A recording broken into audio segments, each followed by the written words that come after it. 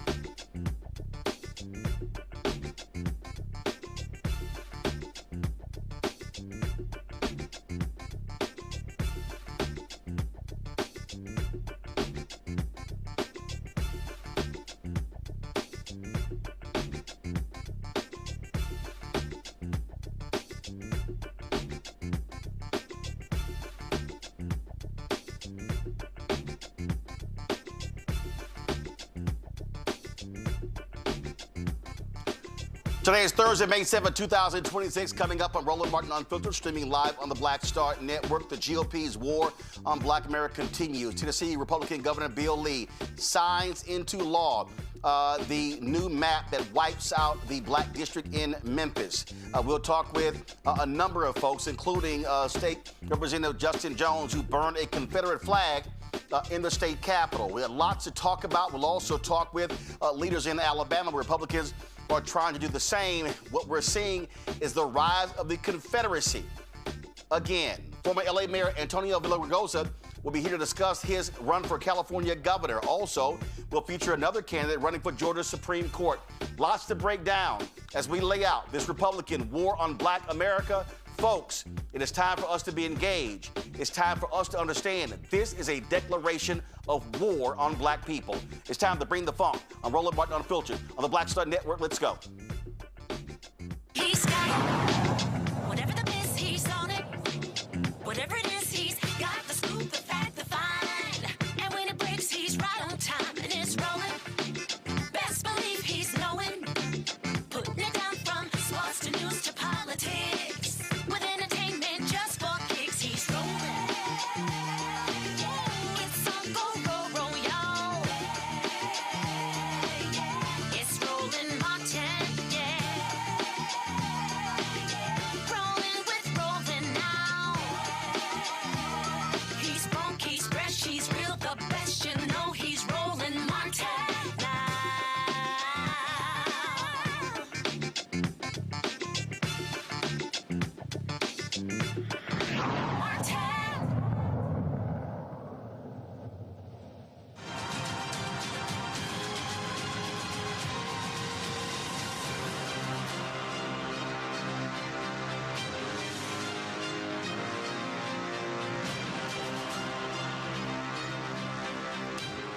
Folks, moments ago, Tennessee Governor Bill Lee actually signed into law the new map in Tennessee, wiping out the longtime Black congressional district there in the city of Memphis. They have split Shelby County into 3 separate congressional districts, Nashville into 4 districts. We're going to be talking with State Representative Justin Jones. It was an absolute pandemonium on the floor as lawmakers protested vigorously against these white conservative Republicans doing the bidding of Donald Trump, just wiping out Black political power. That's what's going on. Republicans in Alabama voted today to redraw the state's congressional map despite the fact that voting for this year's midterms has already begun. The state is still awaiting word from the Supreme Court on whether the redistricting can move forward, but under the plan passed today, the state would revert to a 2023 map that would imperil the seats of both Alabama's Black members of Congress, Congressman Shamari Figures and Congresswoman Terry Sewell. The move targeted the state's 2 Black district. It's just the latest effort by Republicans to, again, destroy Black political power since the Supreme Court ruled weakening the Voting Rights Act. Joining us right now, folks, to talk about this here, Alabama State Representative Kelvin Datcher. Glad to have you here, Representative Datcher. Listen, the protests have been taking place in Alabama, in Tennessee, in Florida, in many places. And the bottom line here is what we're looking at is this is white conservative Republicans wanting to destroy Black power. We're talking about Alabama. That is the home of the battle for voting rights. You think about Bloody Sunday. We talk about Selma. We think about what happened in Birmingham, also was called Birmingham. Black people shed blood for this right to vote and for representation. And these white conservative Republicans want to destroy all of that. This is absolutely the rise of the Confederacy 2.0. Well, Roland, I mean, pretty much you encapsulated everything for us. Right now, we know that, while the immediate target is District 2, which Representative Shamari Figures now occupies, the lieutenant governor and others have been just transparent. They've said, we want all 7 seats. They have said it. They have been intentional about communicating that to everyone else. This is not even, they're not even trying to hide their, throw a rock and hide their hands.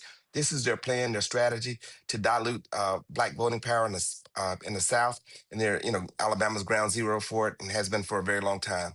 You perfectly captured what happened in the Alabama legislature. And so, we've got a couple days, we got 1 day left tomorrow, and they're going to force the repeal.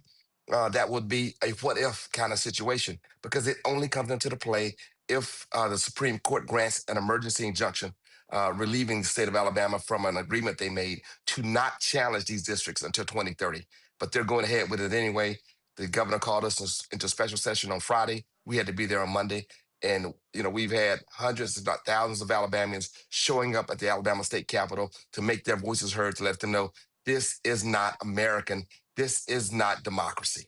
And what is shameful here is that this same Supreme Court ruled to create the second that second district. The same court. They did. And as a matter of fact, Justice Alito specifically said in the Louisiana versus Calais case that the Alabama ruling is not overturned. It is not overturned. Still, our governors called us in a special session so that these maps could be in place just in case the Supreme Court changes their mind from what they did just, less than a week ago. So it's really a kind of and it is abuse of power. It is an overreach by Republicans in this state to go after black voting power. It is not a Republican on Democrat attack. It is an attack against black voting power in the state of Alabama. And it's no different than what's happening in Tennessee. No, sir. And so, Alabama's been a testing ground for a very long time for everything from Project 2025 to other strategies that the far right has tried to employ across America. And it's sad because when you walk down the halls from my office to the chambers, you'll see pictures of every set of legislators that have represented the state of Alabama in the legislature. And so you'll see these pictures, and through the years, they got whiter and eventually got a few more women and eventually got a few more African Americans. It is as if this legislature and this governor wants our pictures to look not like 2026, but instead like 1963. Absolutely. That's exactly what is going on here. And we're seeing this play out over and over and over again. And I'm telling you, I have been saying to black people, this is a declaration of war. What we should see is the largest black voter mobilization effort since the Voting Rights Act was passed in 1965, as well as since the presidential election of Obama in 2008. The only way to battle this, the only way to beat them is to destroy them, crush them at the ballot box. We must overwhelm the ballot box. That means not 65% or 70% of eligible black voter turnout. No, it needs to be 80, 85, 90, 95%. They must feel the wrath of black voters at the ballot box. We are fortunate in Alabama that we have tremendous minority leaders in the Senate with Bobby Singleton, and in the House with Anthony Daniels. And today, Leader Daniels talked about that. There are between 600 and 800,000 registered black voters in the state who do not vote. So we're not even talking about unregistered voters. We're talking about folks who are on the rolls who can just show up and cast that vote and send a message to Montgomery and to D.C. that we are going to fight for our voting rights in the state of Alabama. And so we've already started. We started talking about that today. We have a primary on May 19th that one of the bills would actually throw out votes that have already been cast via absentee for the May 19th primary. And then in November, we got to make it happen. We've got to make it happen, man. I know we turn out folks for the Magic City Classic at the end of the month in October, but the next week is even more important. Our folks have to show up at the primary, at the general election in November. It has to happen. That is the only way we can make our voices heard. The thing that I've made perfectly clear, this is not a moment to play games.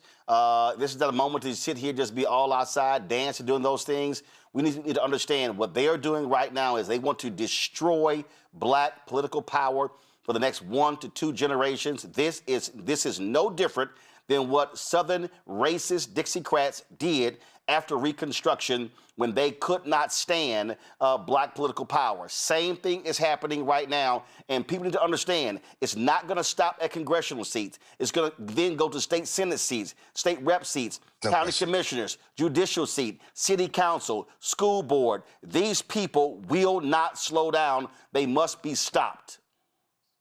They will make cities like Birmingham metropolitan. They're going to go try to make it a metropolitan governance to dilute that African American power of folks like our great mayor Randall Wolf here in Birmingham, and what we're calling on every African American institution, the Black Church, Divine Nine, HBCUs, Eastern Stars, everybody we gotta come together. We don't have a choice. This is a seminal moment for African Americans in terms of our democratic voice, in terms of our electoral power. We have to come together. And I'll tell you this too. One thing that has been reassuring is that we have seen white allies show up here when we had a bus take off from Birmingham going to Montgomery on Monday.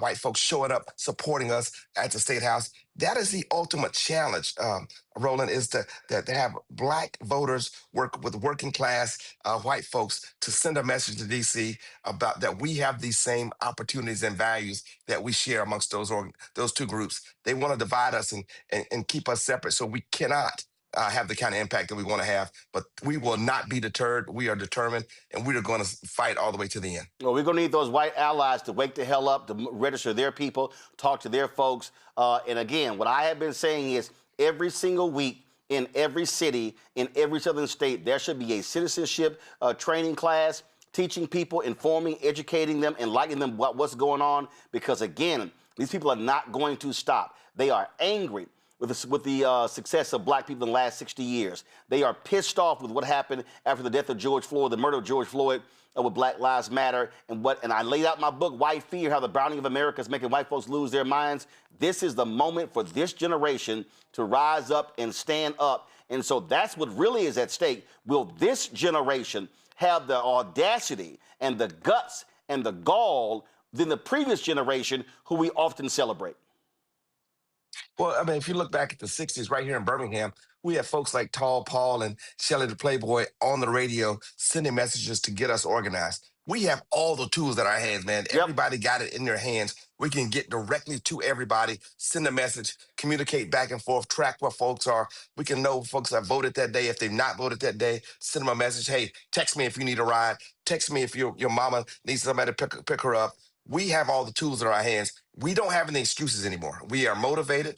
They have shown us, that, hey, they're going to do whatever they need to do because it is simply about power.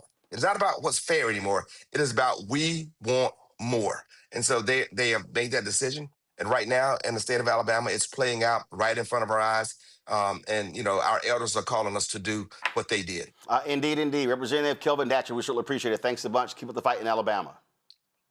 Thank you, Roland. Folks, shortly we're going to be talking with Representative Justin Jones of Tennessee about what he has been involved in. Folks, it has been a crazy day in Tennessee, massive protests that have been going on there as well. People going to the state capitol, expressing their displeasure. I want to bring in my panel right now, Dr. Greg Carr, Department of African-American Studies at Howard University out of Washington, D.C., Cameron Trimble, CEO, Hip Politics Media, former White House Senior Advisor out of D.C., Zabora G., DEIA Consultant and Employment Specialist, will be joining us shortly from D.C. as well. Greg, I want to start with you. This here is a photo that took place, someone shot today in Tennessee.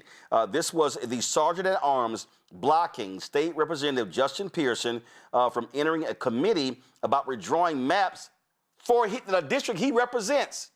This is Bull Connor. This is the thugs that we saw in the 60s with their fire hoses, with their dogs as well. And again, I'll say this here, Greg, and I ain't got a problem saying it. Okay, black radio, syndicated radio shows, I don't care whether we're talking Steve Harvey, Ricky Smiley, D.L. Hughley, Breakfast Club, Dee Dee McGuire, Erica Campbell, all these shows. This is no time for gossip and games. This is a mobilization time. This is an actual declaration of war. This is a call to arms. It is, Roland. You've been sounding this alarm for a long time. I've protested when I was student body president of Tennessee State. We've marched those halls and protested.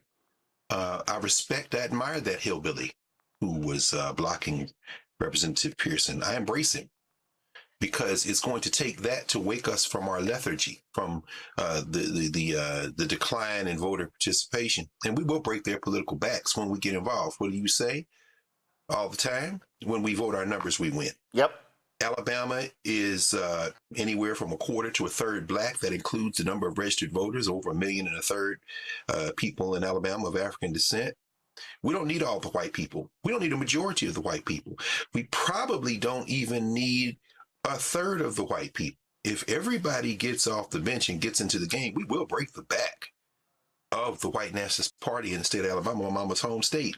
And Representative Datcher is absolutely correct.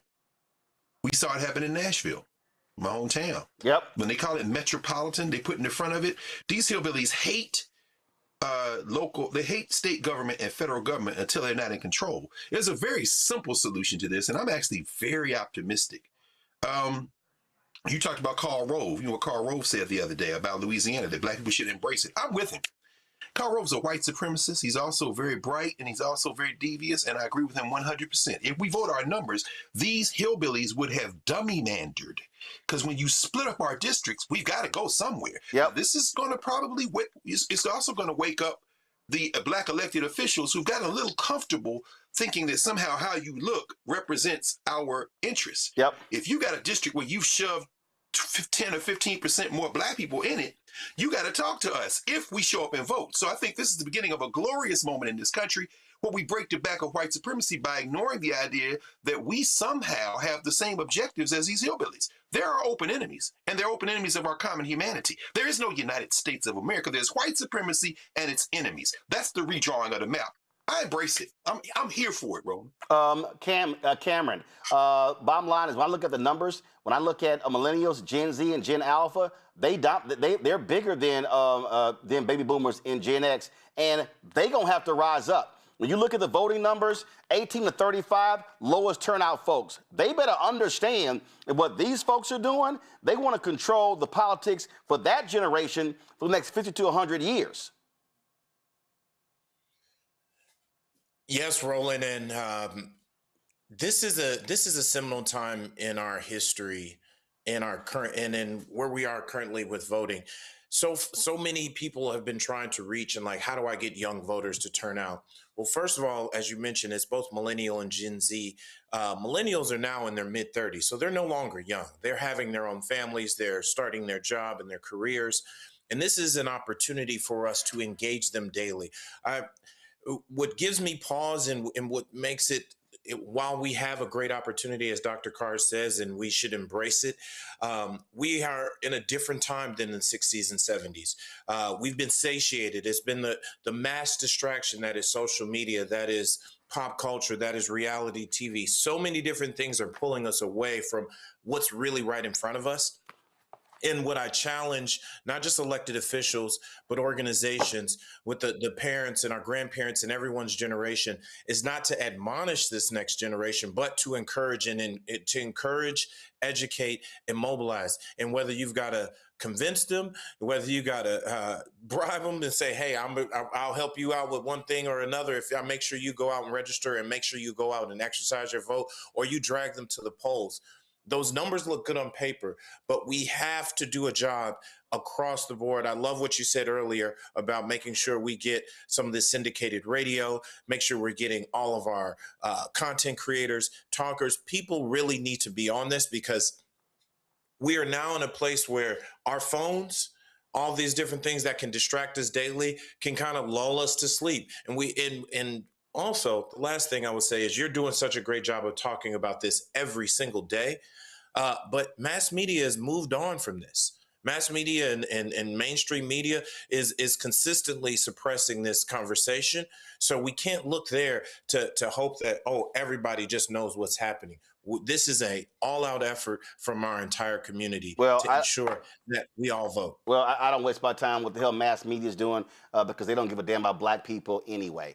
I want to go to my next guest right now. State Representative Justin Pearson joins us right now. We also are joined by Representative Parkinson. Glad to have both of you here. Representative Pearson, glad to get you here. I showed that photo earlier. You went face to face with state troopers and others there today. There were protests taking place. People were on the floor. Now you have that racist Speaker of the House who now is saying, oh, they may now put sanctions on people who protested on this floor. Guys, roll the video. There were protesting happening all in the state capitol. People were outside. People were making it clear. Also, Representative Pearson, this just saying the NAACP has already filed their lawsuit against Tennessee as a result of the actions of Governor Bill Lee signing this bill into law. Minutes. These maps are racist to Representative Pearson. Come on. Representative Pearson, go ahead.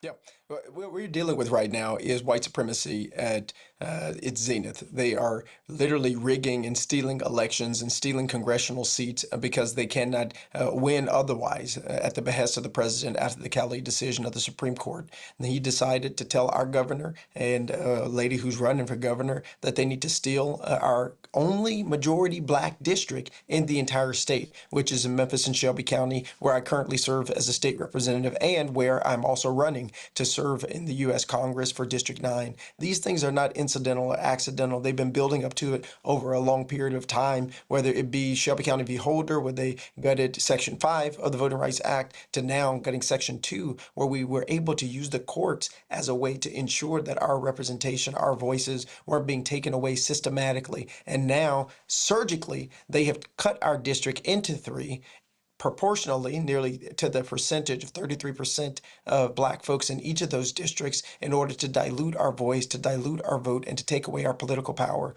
And you mentioned this, but over the next several months and couple of years, we are going to see the largest purge of black people in elected office since the end of Reconstruction. Because right now, they're coming for congressional districts, but next they will be coming for our state house seats and our state senate seats. And let me talk particularly about the South here.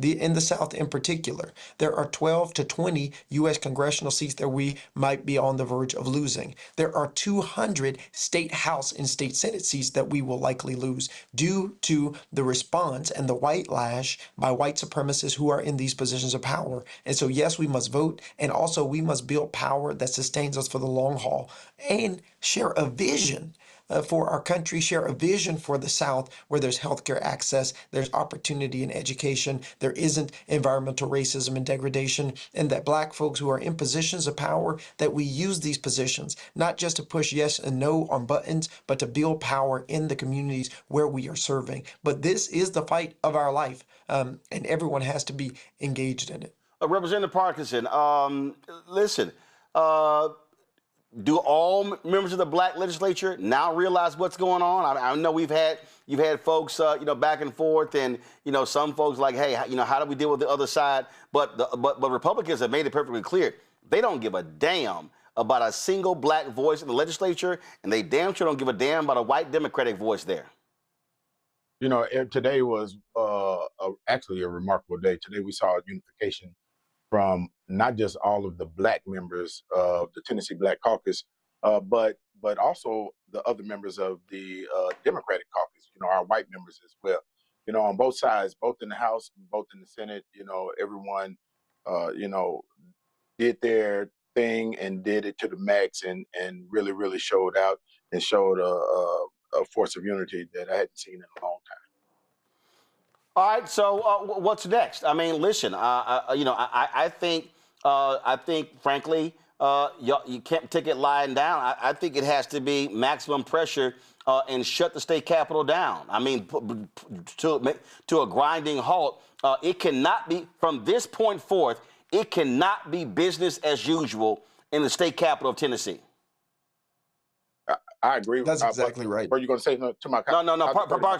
Parkinson, you go first. I got another question for Pearson. Go ahead. Okay. Yeah, I agree with you. I think what we're seeing is these white folks have deployed the nuclear option. And I think what we're seeing also is the response to the ever-changing landscape of America and the desperation that is coming from these individuals to keep themselves in power. And so it is almost like you putting a cat in a corner when you're trying to give a cat a bath and they're scratching and clawing, to get away from you. And I think that is what we're seeing. And just as they pulled the nuclear option, it is important for us to pull the nuclear option as well. And that's why today I mentioned and talked about succeeding. We need to start having that conversation about secession from the state of Tennessee.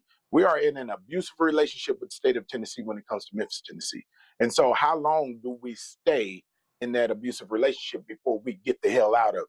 And I think that there should be some real conversation and some real resources that are put forth so that we can start having, some type of strategy or plan to get our asses out of this abusive relationship with these white folks. Representative Pearson, you, of course, were challenging Congressman Steve Cohen for that seat that's there in Memphis. Now, with this action here, that wipes it out.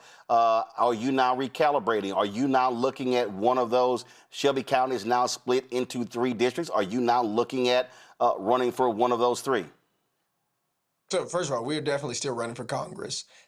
We are really grateful to the NAACP, Kristen Clark and Derek Johnson there for the emergency lawsuits that they filed. But I also am going to be filing a lawsuit pretty soon here once the governor signs this paper as a plaintiff, because this is unfair. We've spent millions of dollars into this race to serve District 9 in the way it was constructed. And our constituents of 750,000 people had an anticipation of what was going to be on their ballot, and that was taken from them. So we're going to fight tooth and nail for the district to remain the way that it is. And also, I'm still running for Congress, and we're going to make sure that the issues of economic opportunity, making sure we expand access to health care, make sure that we invest in our veterans, protect our environment in the gun violence epidemic, become and still remain the top issues across the state of Tennessee. Whether you're in a rural area, whether you're in a suburban area, whether you're in a more urban area, those are the things that people want. They want a life that's more affordable. They want more access to opportunity, and they're tired of billionaires stealing from working class people. Well, I think it's time for black football players to tell University of Tennessee, thanks, but no thanks. I mean, this is where everything is on the table. And if it is business as usual, Representative Pearson, these folks are going to continue to screw us. These white lawmakers in Tennessee must feel the pain. They must feel the economic pain. And the people who stand with them must feel the economic pain as well. It was Dr. King who gave that sermon on April 3rd, 1968. At Mason Temple in Memphis, talking about the need to redistribute the pain, having economic withdrawal, and so it's abundantly what they're doing. They do not care. And so they are going to do whatever they want to do. And if we are responding like it's business as usual, well, then that's basically consent. And this is also where I keep saying, every week in every city in Tennessee, there should be citizenship training classes taking place. There should be mass voter mobilization taking place, because the only way to stop these people is to crush them at the ballot box. Representative Pearson, you first.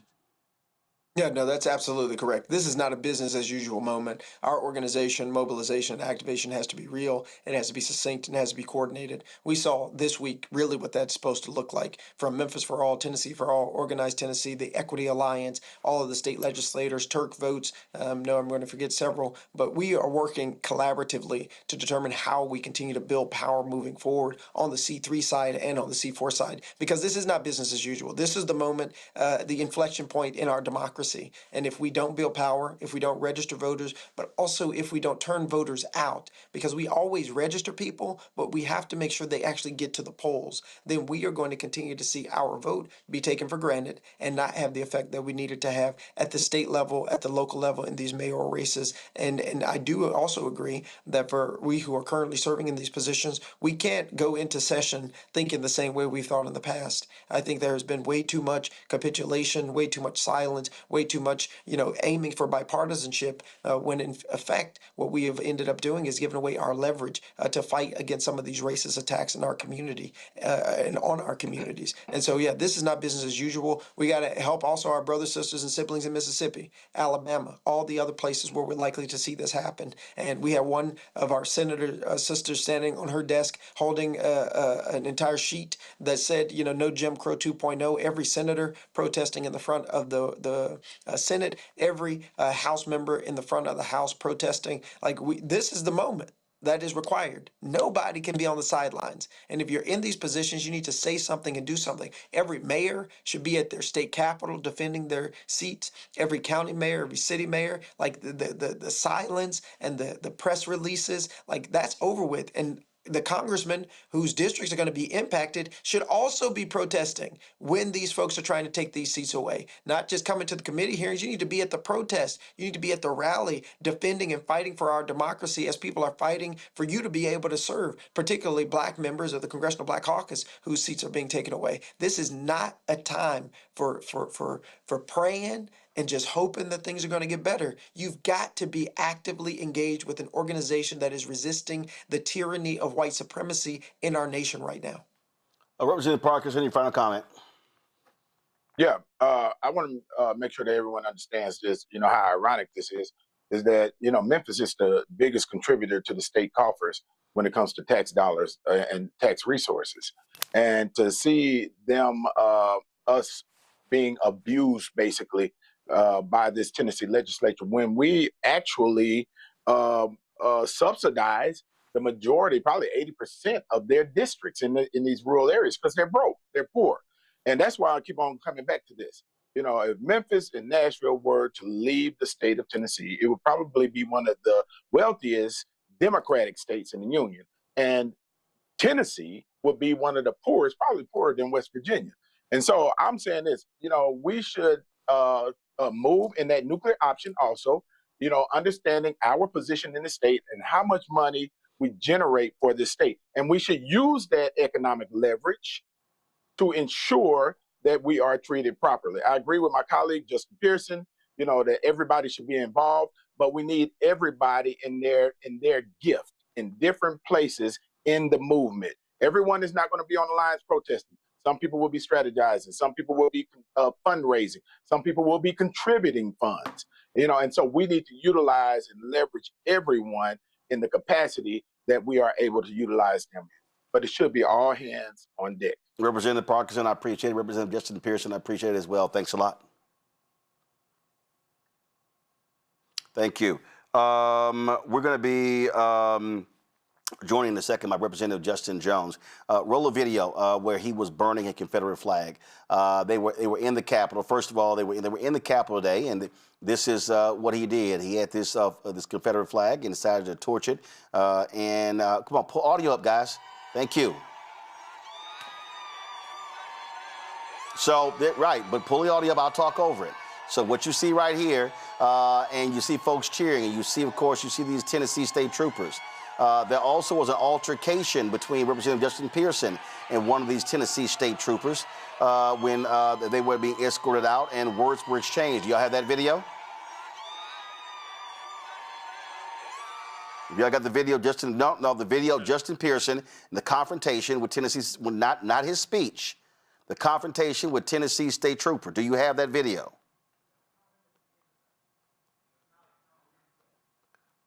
All right, so again, folks, you had protests that were going on. This right here, y'all, is some of the video right here. Go to my iPad. Come on. What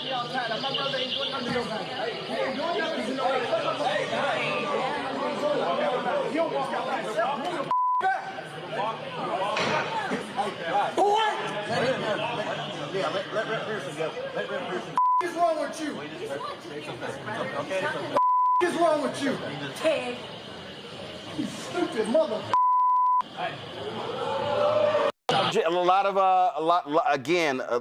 of anger that was going on there, and again, the reaction all justified by what is taking place. Joining us right now, Tennessee State Representative Justin Jones. Representative Jones, glad to have you here. Again, today is a day that will live in infamy. This is the rise of the Confederacy 2.0.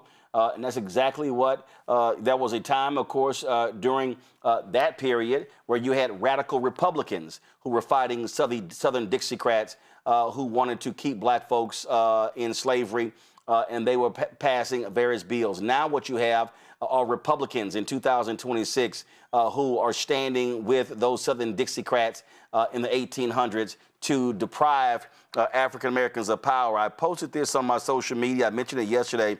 This here is a poster from Nate Parker's The Birth of a Nation, where the American flag is a noose around his neck. And what I said in social media is very simple. What these Republicans are doing, they want to choke black political power. They want to suppress it. They want to get rid of it. And that's exactly what is happening right now in Tennessee, in Alabama, in Mississippi. It's already happened in Texas. It's happening in Florida. They probably, they're not going to do it right now, but they probably will do it in 2028 in South Carolina.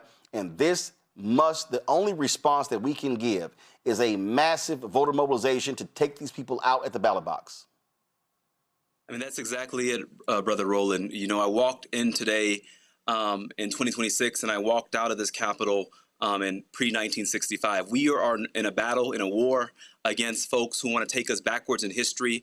Today we saw the Capitol Klan rally. You know, they've taken off their white hoods, but yet they still have the same agenda. The Grand Wizard, Speaker Cameron Sexton, Governor Bill Lee, who want to bring us back to a time where black folks had no political representation, bring us back to a time when we had crosses burned in the yard for simply trying to exercise our democratic rights. And so this is racial terror. It's not about political tit for tat as they want to make it. Is about racial control, racial subjugation. It's about saying that you black folks are not worthy of being treated as equal members in our democracy. And we saw what happened today was that we cannot just sit around and be quiet, that history will judge us not by what we don't do, but by how bold we act, by the moral clarity we bring to this moment, by the boldness we bring to this moment. And so I burned that Confederate flag because we need to burn down the system of Jim Crow and the new Confederacy that they're trying to bring about, not just in Tennessee, but in Alabama, Mississippi, Louisiana. They have a Southern strategy. We have to have our own Southern defense strategy to say that if they come for one of us, they're coming for all of us. And we need to disrupt business as usual. We need to be bold. We need to be unapologetic. We don't need to be here trying to make friends with these white racists, talking about we want to have kumbaya and be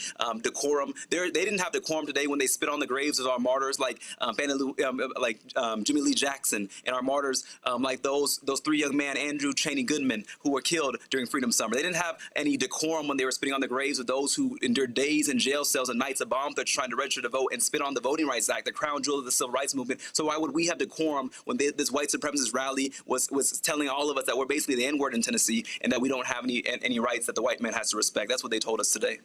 And like I say, and let me be real, I'll go ahead and say it. Some of your black colleagues have been trashing you and Representative Pearson the last few years, saying that y'all were doing too much, that y'all should be playing the go along to get along game. I wonder what those same black folks in the Tennessee legislature are saying right now after what happened today.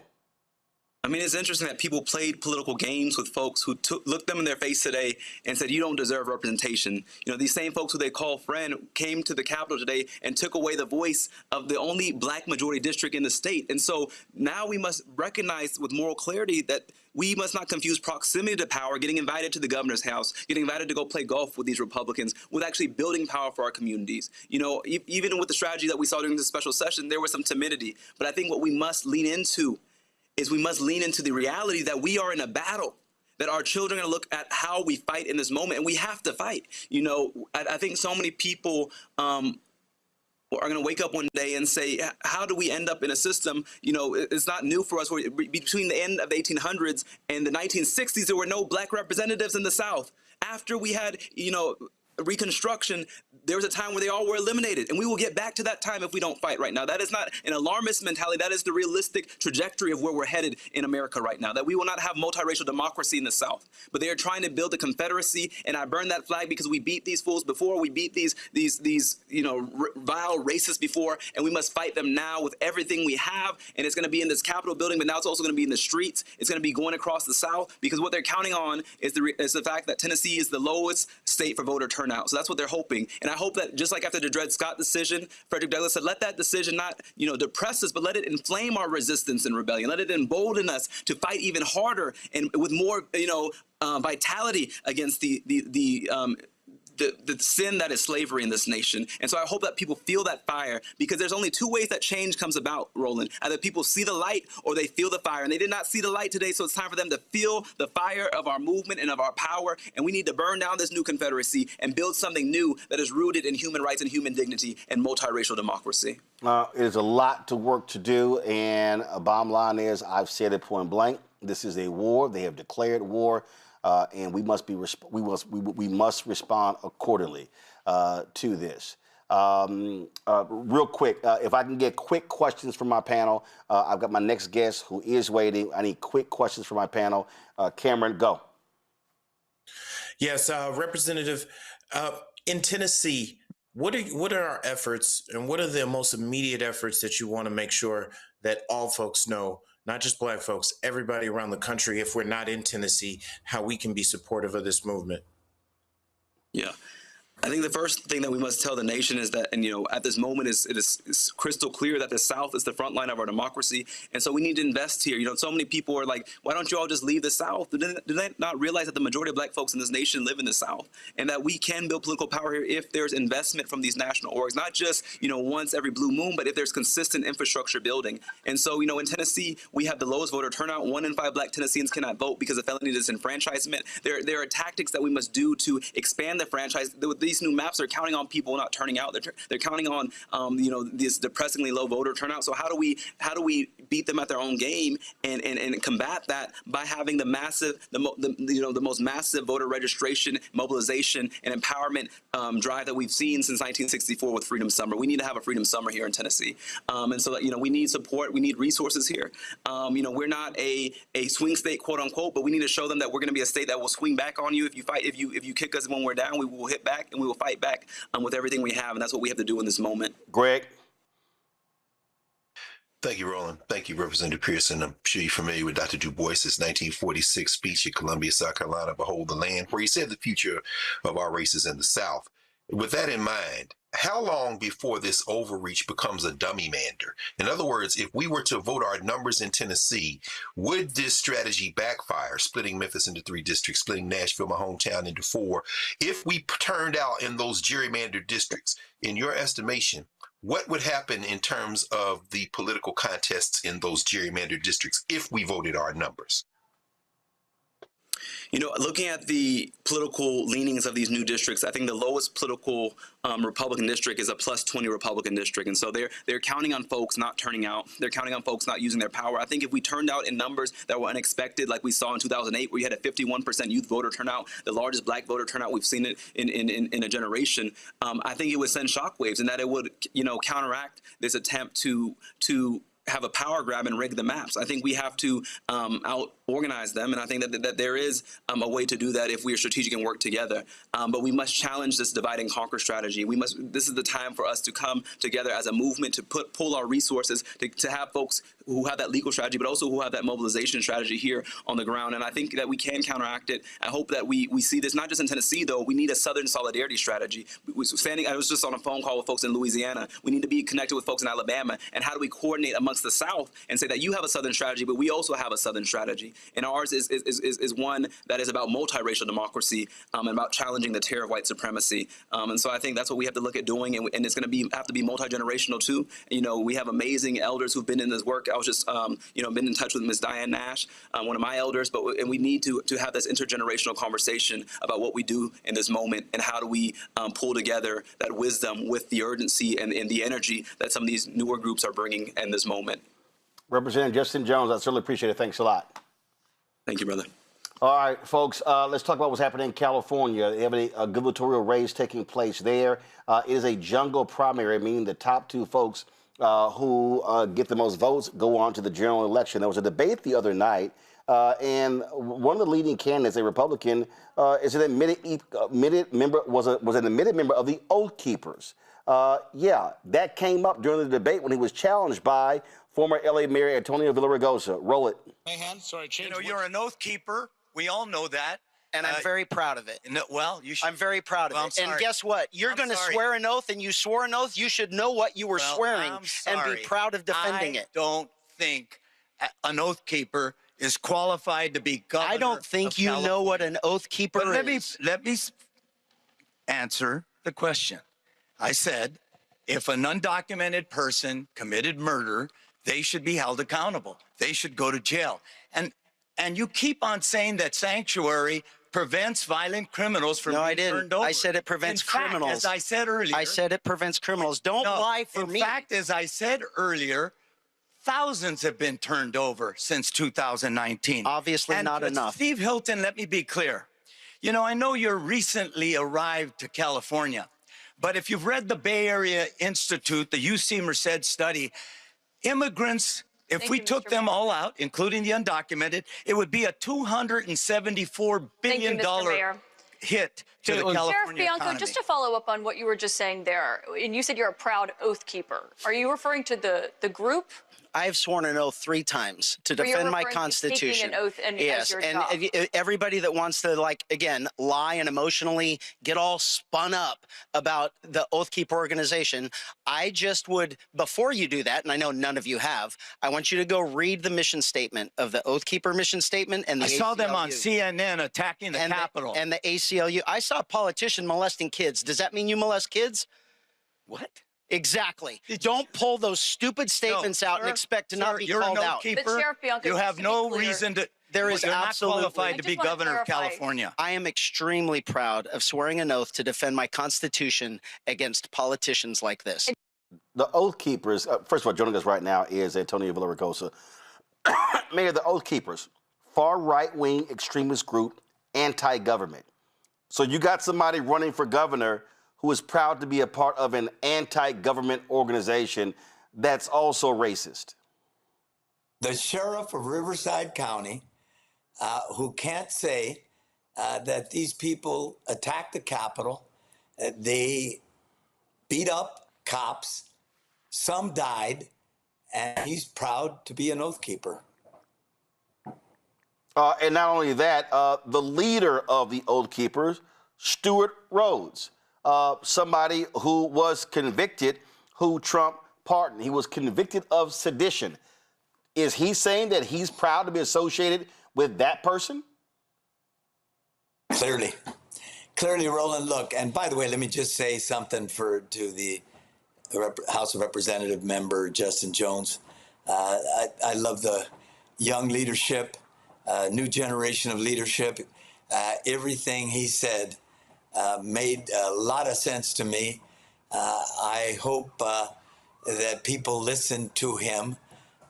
I've said for a while now, I'm running for governor at a time when Donald Trump represents the biggest threat to our democracy. These immigration raids are a brutal example of that. We need to use the ballot box and the courts, but we need to build a movement, and Justin was right about that.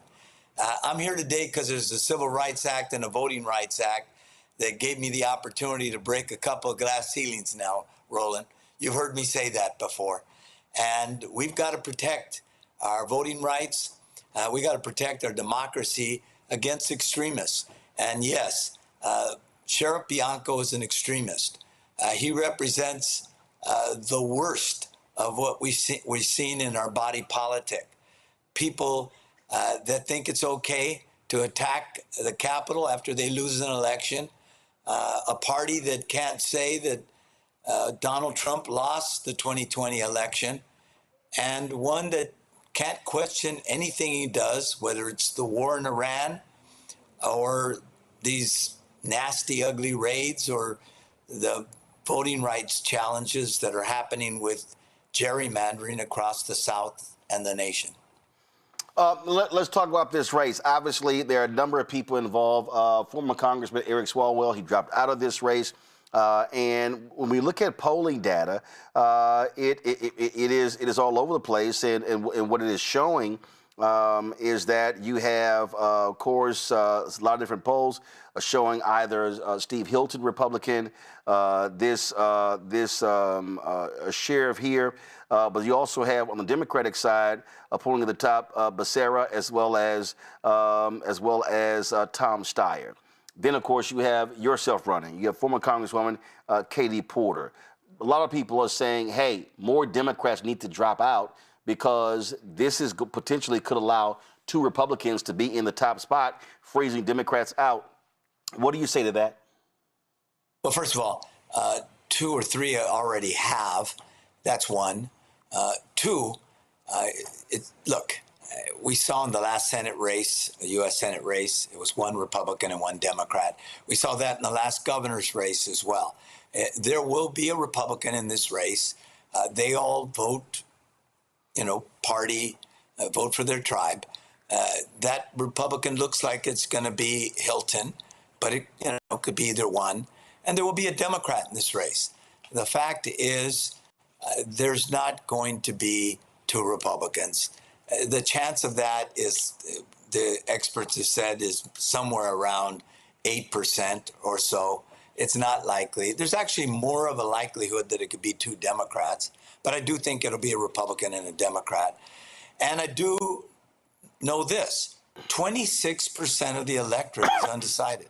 They're almost all Democrats, a good portion of them from Los Angeles, and, Latino and of color.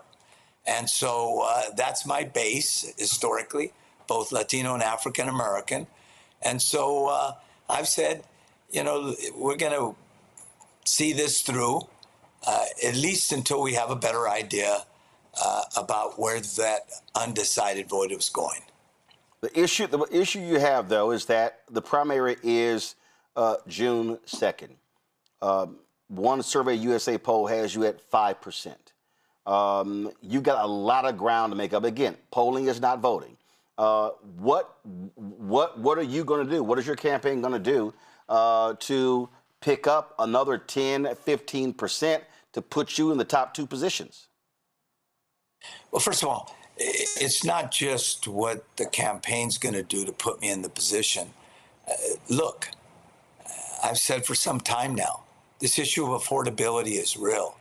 And it's particularly, we're the 4th largest economy in the world with the highest poverty rate, along with Louisiana in the United States. The fact is that affordability issue is disproportionately hurting Latinos and African Americans in this state. And what I've said is it's Sacramento policies that got us here. Just wrong-headed policies that had made it impossible to build homes, impossible to invest in infrastructure. Gas prices, the highest in the country, $2 a gallon higher than the rest of the country. Effect of moving the party to a smarter place. We're 25% Republican, 40% voted for the most right-wing guy that we've ever had in the White House, and 48% said they're open to a Republican last November, a Republican candidate for governor. So what I've said is we've got to get our house in order. We got to speak truth to power. And my candidacy has had that effect. But look, at some point, we'll make a decision. We're not making that decision today, but I'm the only one in this race that came out of the civil rights movement that understands that we've got to win working families again. We're losing them in big numbers. And we can't just be a party of affluent white people that have, a college education. What I said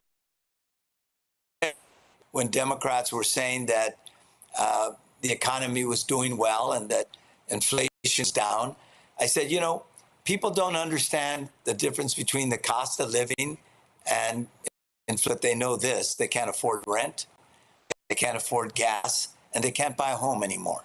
And so I think we've got to speak to those issues. I have, and have been willing to challenge even my friends. All right. Antonio Villaraigosa, glad to have you on the show. I certainly appreciate you joining us. Good luck for the remainder of this campaign. Roland, it's always heard that I could be on the show. I said, I had something else, but I wanted to be on the show. I certainly appreciate it. Thanks a lot. Bye-bye. I'm going to go to my panel right now. Let me start with you, Zabora, and that is this. Listen, this is a crowded race. And when you talk about folks who are running, again, you've got, two Republicans who are at the top there, Steve Hilton, but you've got Tom Steyer, you've got Villaraigosa, you've got Katie Porter, you've got Xavier Becerra, you've got Tony Thurmond, you've got Matt Mahan, and so those Democrats are splitting up the Democrat vote. And I mean, you would think in a blue state like California, you would have two Democrat candidates at the top. Something's going to have to give. Some more folks are going to have to drop out. Of these different Democrats is splitting the vote, and they're not thinking about the needs of the community. Listening to him, I'm like, okay, you understand that affordability is the issue, but you've had an opportunity to impact those things. What are we going to do? How do you really get the message to the people that really care about it? How do we get people out of their homes and out to vote for the primaries? That's super important. We can't just keep looking at it like we're going to focus on these things that we've always done, and those things are not working today. Politics are different today. People are young, people have families, people are trying to survive, and you have to think about what are their needs and how do we really meet their needs and get them out from their homes to vote. And if they're not educated, or if you're not coming into the communities and really showing what's the real plan, we've heard enough talk from the politicians, we have enough of you doing the political thing, and y'all can't even agree as a party like who needs to drop out and who should stay so that we can really make this successful. It's like we can't be arrogant and think just because this is a Democratic place that you're going to win anyway. No, these are people with real needs. Affordability is an issue. However, my everyday life, how I get to work, how I take care of my family, those things are important to me. And if your policies are not matching that, I don't know where we stand if you have all these people running and they are kind of going at each other instead of really coming together and coming up with a plan that really impacts the people in the community. Greg, look, there's a lot of candidates also running on the Democratic side for governor of Georgia. But in California, it's different. It's a jungle primary. I think over the next couple of weeks, it's going to be some folks going to make a serious decision whether they continue. Bottom line is this here. If you're polling below 10%, you have no shot being in the top. It's going to be difficult for Villaraigosa, for Mahan, even Katie Porter. Listen, she was leading this race until that video of her yelling at a staffer came out. She's still trying to rebound from that. And you got a lot of Democrats who are moving towards Xavier Becerra, the former Secretary of Health and Human Services under President Joe Biden. Yes, sir. And I think Becerra is the Democratic frontrunner. Probably will be one of the two people. We'll see if the billionaire Steyer can buy his way into the top two. We know what happens near the end. This is when we're seeing it here in the District of Columbia with the flood of advertisements for the mayor's race here in the district. The bombardment will now come. The White Nationalist Party has its representative, Hilton, a Fox News commentator, which is, of course, qualifies him for the racists in California who will turn out. The objective is to keep him out of the top two. Certainly, Mayor Villaraigosa would be a solid choice. As you say, he unless something really untoward happens, he's not going to be in the top two. As far as I've seen in terms of the polls I've looked at, doesn't look like anybody's cracking a fifth of the people polled, some 18 to 20% for front runners. Although, as you say, we've seen this with Secretary Becerra.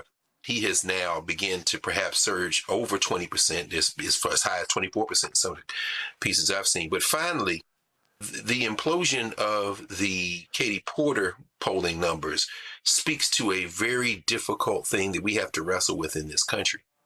And that is the vapid decision-making process for too many voters in this country. Yelling at staffers, sure, that's an issue. But if affordability is an issue, how in the hell does that become an issue that causes your numbers to crater unless you're living in an idiocracy? We have to be serious now. This is a theme that throughout this show, as you've talked to representatives from Alabama and Tennessee. It's time to be smart. That is a disturbing thing for us to send shockwaves for. But I'd be surprised if Becerra does not emerge in the jungle primary. But we've got to be careful because California is a wild card. After all, they did put a damn movie actor in as the governor of the state not too long ago. And so anything I think can happen in the state. And then you got an idiot reality, a failed reality star running for mayor and leading in some ways for mayor of Los Angeles. It shows you how crazy this is, Cameron. Yeah, we have to be careful because California is our last stronghold. Our biggest stronghold is the Democratic Party, just given its size and opportunity, and especially as what we just talked about in the previous segment of the rapid reshaping and what I really think is the illegal redistricting across this country by Republican legislature, that California gives us an opportunity to do that and win some of those seats back. But if we don't have a Democratic governor, that's off the table. And then who knows how far that puts us back. So I'm really hoping that both, not just the voters of California, but that all of those folks that are running really look in the mirror, really look at the polls, really look at their opportunity and do the right thing. And everybody claims this is it's bigger than themselves, and they're doing this for not only for Californians but for the country.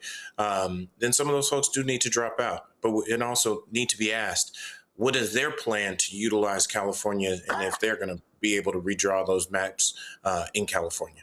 Folks, got to go to a break. We come back. We're going to show you what Representative Justin Pearson had to say today on the floor of the House in Tennessee. We'll show you more of that. Also, at the bottom of the hour, we'll talk with a candidate who is running for one of two Supreme Court seats in Georgia. No incumbent has lost an election in Georgia in 100 years. They also have this weird quirk where if you resign from office, it cancels the election, which is sheer stupidity in Georgia. And so we'll be talking to her as well. Lots more to break down. You're watching Roland Martin Unfiltered on the Black Star Network, folks. Support the work that we do. It's really important that you do that because, again, what we're doing, no, guys, not yet. What we're doing is stuff that other people are not doing.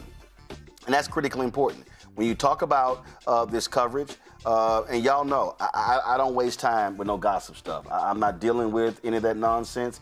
It means nothing to me. It serves no value as far as I'm concerned.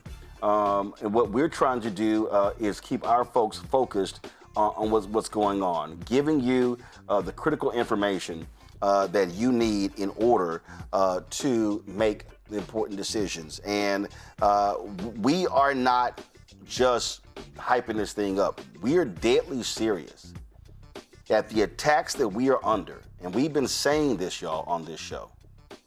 We've been saying this, and I love all these other people talking about, well, you know, we got black media and what black media is doing. Well, it's a lot of folk. It's a lot of folk who are with shows who are not talking about the real serious stuff. And when we talk about what's going on here, it's real serious stuff. I want to thank Lorraine. She is on our YouTube chat. She just posted this. She said, Roland has the best political show online. Roland gives us real black media news. Guys, thank you. We were too slow in the control room. We need y'all to move faster. Roland has been alerting us what is happening in our voting world. He has not been wrong about it. Black voters stand up and fight. I appreciate Lorraine and her $20 contribution. Y'all, this is what we're talking about, okay? The work that we do here. And we're not just going to be sitting behind this desk. We want to hit the road. We want to go to Tennessee and Georgia and Mississippi and Florida and Alabama and Texas. We want to be on the road in the fall, in this summer. I am telling you, this is Freedom Summer 2026. That's what's going on. So your support is critically important to what we do. And so, do me a favor. If you want to contribute to our Bring the Fuck fan club, we've got 47,000 people who've donated to our since we launched this show. Let's get 50,000. Let's get 3,000 more folks. You want to contribute via Cash App, use a Stripe QR code. You see it right here on the screen. If you are listening, go to blackstarnetwork.com for that Stripe link. You can click the Cash App button to contribute. That's also for credit cards. Checks and money order. Make it payable to Roland Martin Unfiltered. P.O. Box 57196, Washington, D.C. 20037-0196. PayPal, R. Martin Unfiltered. Venmo, RM Unfiltered. Zelle, Roland at RolandSMartin.com. Roland at RolandMartinUnfiltered.com. We'll be right back. With medicine and science under attack, I want to keep you and your family informed and healthy.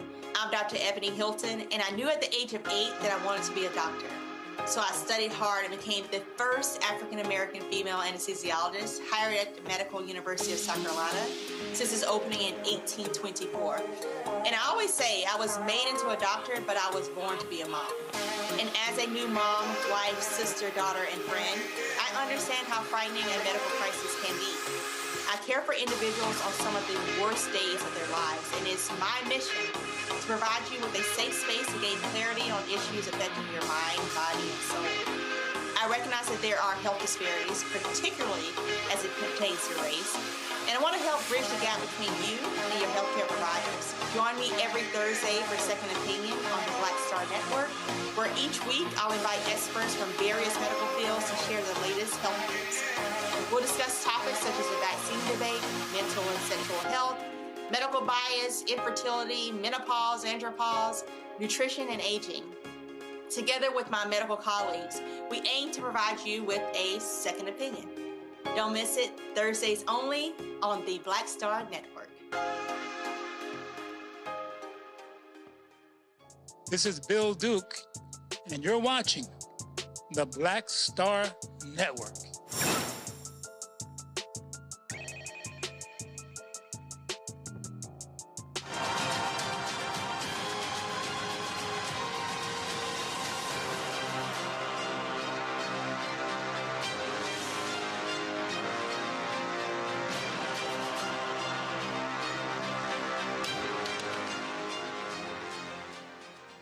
Folks, as I said earlier, shortly after Tennessee Governor Bill Lee signed these new maps into law that wiped out the majority black congressional district there in Memphis, the Tennessee Conference of the NAACP filed this lawsuit against the state of Mississippi. They were seeking an emergency petition for declaratory judgment and injunctive relief.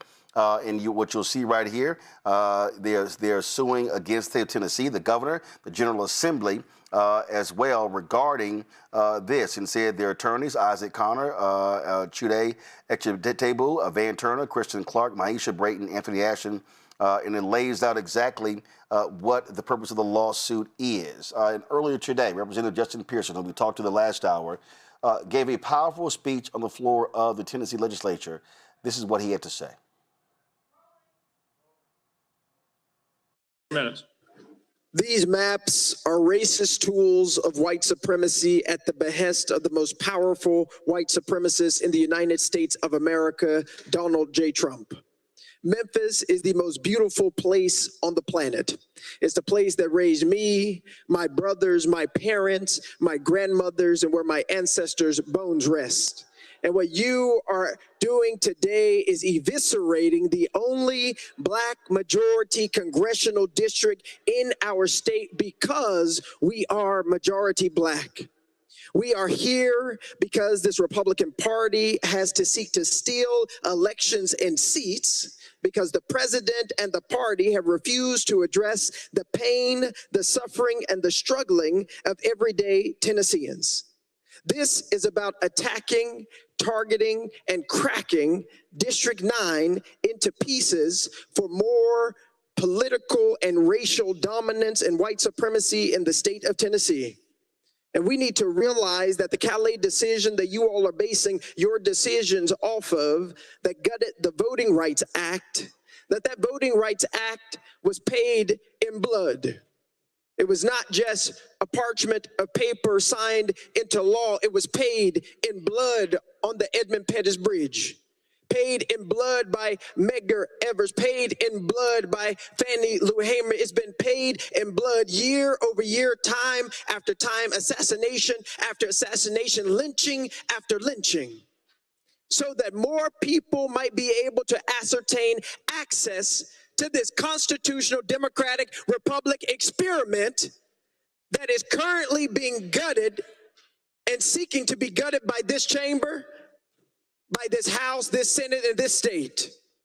What is happening here is immoral and wrong. And I was reading my Bible early this morning, asking God why this is happening. Why, again, does it seem that white supremacy is seeming to gain? Why, again, does it seem like the pillars of pain that we have felt and experienced for over 400 years in this country continue to rise again? And whispered in the words of this Bible and in the words of those ancestors that have gone before us is just these simple words: we're still here. We are still here. This nation, this state has legislated and legalized the worst things in humanity, including our enslavement, and we are still here. Right in this country where, as one black woman said, your ancestors enslaved us, denied us of our rights, called us 3/5 of a person, and yet we are still here. You put us on cotton plantations and tobacco plantations. You denied our human rights and our right to exist as children of God, and we are still here. You destroyed Tulsa. You killed and lynched black folks on Poplar Tree. Shelby County, Tennessee had the most lynchings of anywhere in this state where you're taking this district, and we are still here. You've had 3 strikes laws, mass incarceration, denied us of who we are, and we are still here. And today you'll take the only majority black district from us. But I want you to know, and I want my nephew, sons, and the future to know, no matter what you do, no matter how much you try and break us and make us bend and make us quit, we will still be here.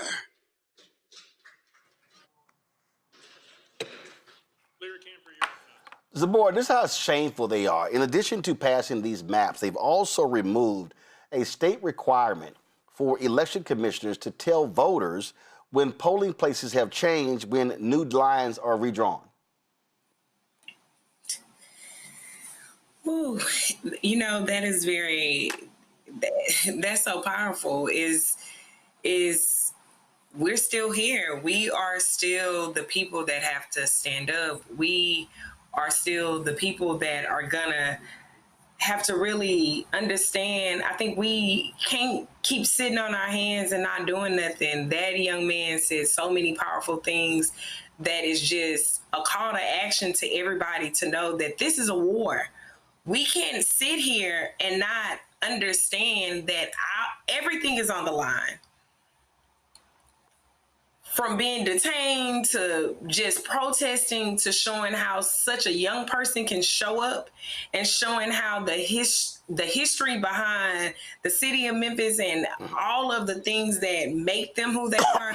We have to stand up. We have to be able to really come together and see that we got to get out and we got to vote. We have to show our power in these places where they think they are being able to steal the black vote. We got to energize and motivate our voters to be organized, to be at the community gatherings, and to just show up, to not allow them to destroy the history and the work that our ancestors have did for so long. What this is about right now, it is a war, Cameron, and there's nothing else that we can say about this. And I'm telling you right now, every blue state, since Tennessee has done this here, must simply say, fine, we're going to wipe all Republican seats off the map. And that means the Senate president in Maryland needs to get off his ass and stop blocking what they should have done there. Yes, it's unfortunate that we are here, but we can't play by a rule book that the other side literally doesn't even acknowledge exists. This isn't a time for us as people, for us as leaders, for the media, for everyone to call to task every single elected official. If we voted for you and we're seeing what's happening all around the country and understanding that our power as Black folks, that our power as minorities, just our power as Americans is being taken and stripped away from us. And we voted a Democrat into governor. We voted someone into those state legislature seats, and they're not willing to fight back. We need to understand that, hey, you're on the menu too this fall, because this is something where we will look up and try to play the nice role we might have been trying to play by an old set of rules, and we will have no power. It won't just be black folks. It'll be anybody who just believes in general democracy will not have power. So if you're not on their side, you're not going to have any representation. So this is an opportunity and a time where we must demand the most from everyone we put into office.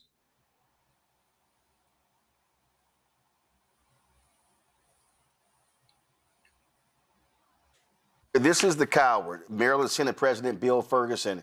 And there were also some other senators who were cowards there as well.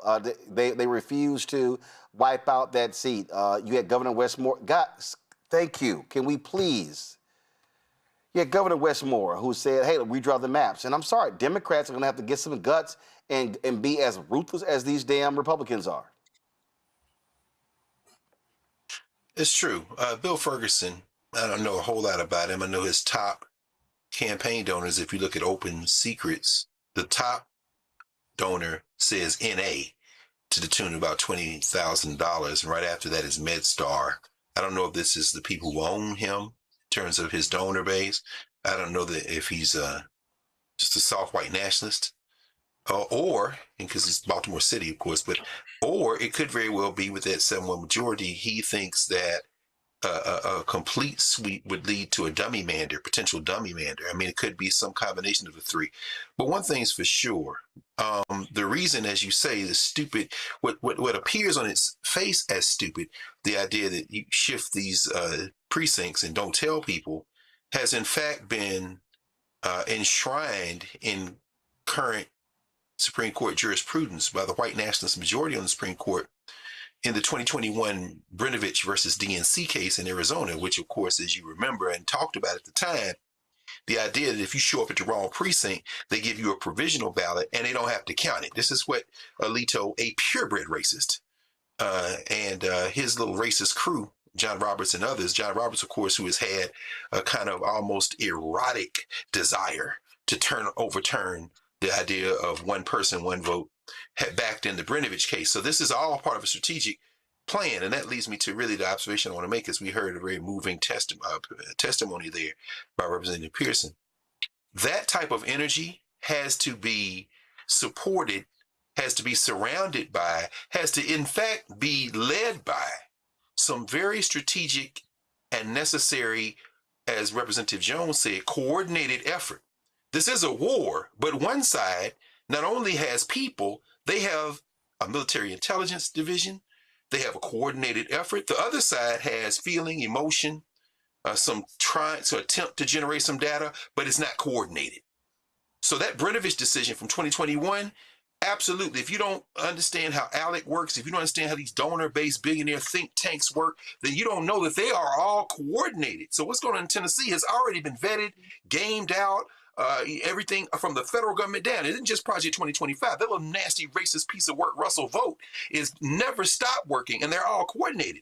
You can't beat them with an appeal to emotion in a speech. It's necessary to generate enthusiasm and support, but we need the NAACP, we need Black Futures Lab, we need everybody to coordinate efforts, and then we need them to come to the Black Star Network and help people understand in translatable action how this coordinated effort must now translate into action. Otherwise, those speeches get us amped, and then we go and turn on the game to see whether Victor Wembanyama can win his first chip. We got to stop that, but it's going to require us getting our coordinated intelligence game together in this war, because appeals to emotion leave us exhausted at the end of the day, and while they're important, they are not sufficient when you don't have a plan. And Greg, then we've got this idiot, Chief Justice John Roberts, who does an interview saying that the Supreme Court is not political. And he says Supreme Court justices are not political actors. And I think at a very basic level, people think we're making policy decisions. We're saying we think this is how things should be, as opposed to what the law provides. I think they view us as purely political actors, which I don't think is an accurate understanding of what we do. He's full of shit. They absolutely are political actors. Just last week, Clarence Thomas complained about in RIP progressives. Samuel Alito was flying flags linked to January 6 folks. You damn right they are political actors. And Roberts, from when he was working in the DOJ, he wanted to destroy the Voting Rights Act, and he now has gotten his wish. Chief Justice John Roberts should shut the fuck up. Well, let me say this very quickly. I like it, and I'll tell you why. These are not men. These are cowards. Sam Alito had, as you said, that upside-down distress flag flying. And when pressed about it, this piece of a man took both hands, grabbed his racist wife by the collar, and threw her under the bus. These are not men. John Roberts cannot be honest. There's a couple of new books out. Actually, one of them on Sam Alito is called Revenge for the 60s. They've traced Sam Alito to the time he was born in Trenton, New Jersey. He's been a racist since he was a little boy. But when pressed, as we saw this week, with the order expediting what is usually a month-long process of returning a case to the lower courts, they accelerated this week, and Ketanji Onyeka Brown-Jackson came for him in her objections, and he snapped back at her. You see, what happens when you call a racist out is they lose the veneer and they drop down to their reality. I want John Roberts to keep doing that, and here's our response. It has to be the response that you just gave. Mr. Roberts, sir, Chief Justice Roberts, you are a purebred liar, and you're a piece of a man, because you can't say with your full chest the desire of your whole heart. Since you were helping your mentor, Justice Rehnquist, go and harass voters in Arizona, since you ran down there to Florida during Bush versus Gore as a counsel to steal that state and give your Lord and Master George W. Bush the presidency, and in return he gave you the Chief Justice. You are a piece of a man. And so when you continue to talk that way, call a thing, they drop all the pretenses. I love when John Roberts does that, because he's a little nervous now because they've caught the car. And as we said, listen, man, when Representative Parkinson says secession, does that sound familiar? That almost sounds like South Carolina in the 1860s. There is going to be a civil war in this country, except it doesn't have to be a shooting war. What have you said, Roland? If we vote our numbers, we win. And in those moments when somebody says something like that, we say, excuse me, sir, could you say it with your full chest? Otherwise, I'm going to say not only are you a liar, you're a piece of a man. Let's just continue. Keep talking like that. I love it. See, Cameron, this is what I need people to understand. You got some U.S. Senate races taking place this year.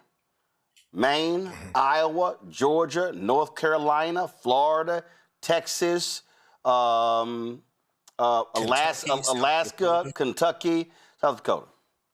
And Democrats could take control of the Senate. Now, they don't need 51, they need 53.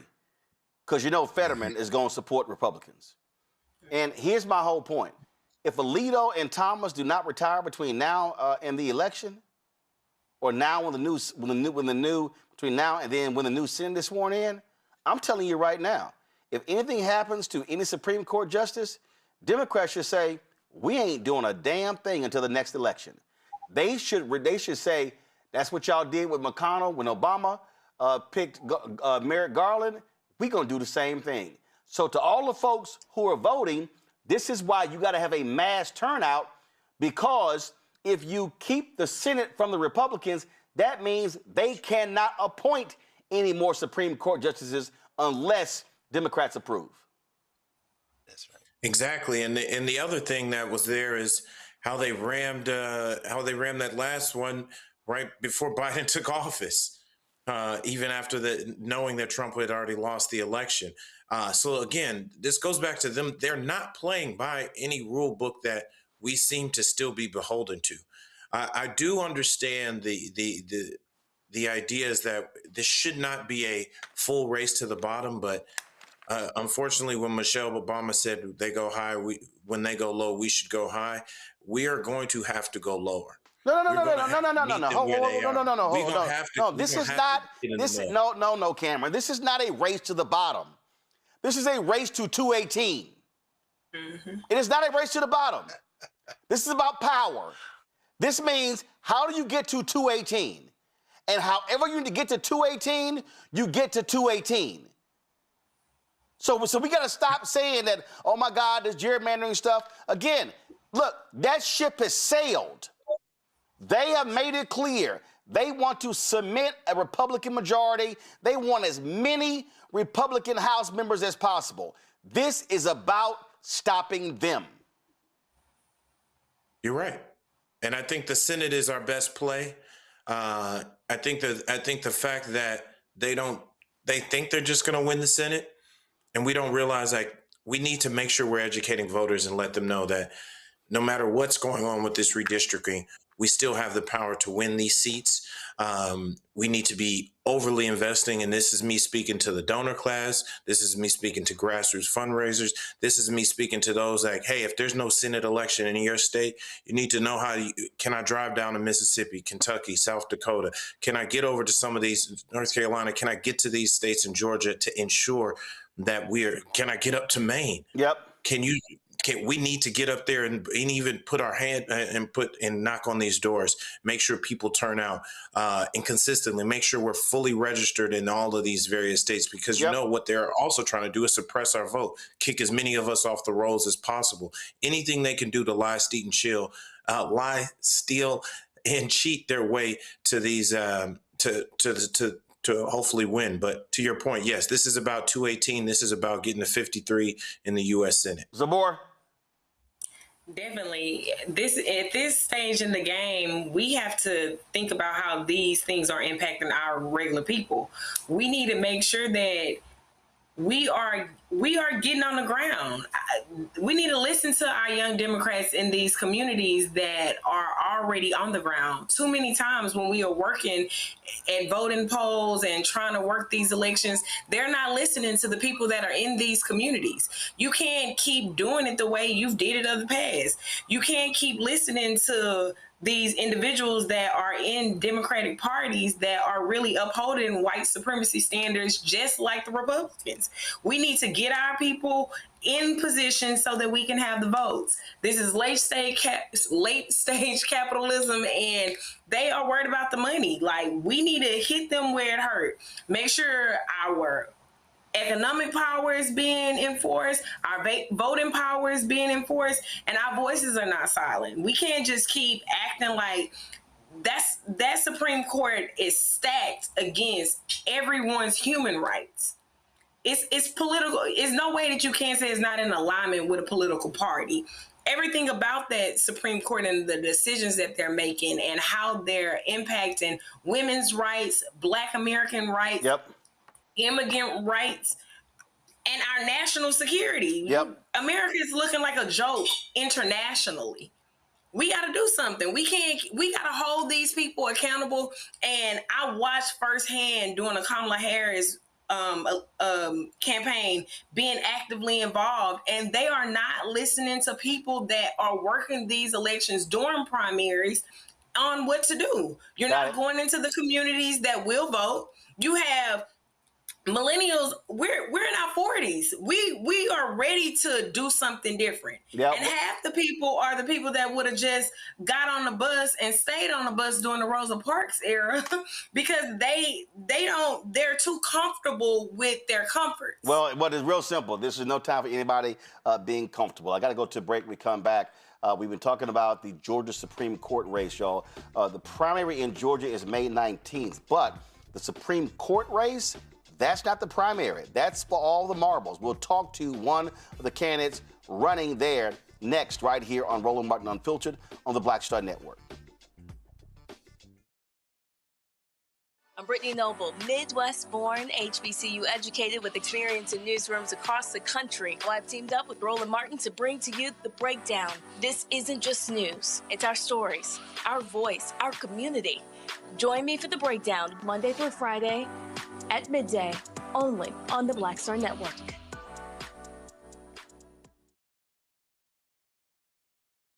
Hey, I'm TD Jakes, and you are watching the Black Star Network.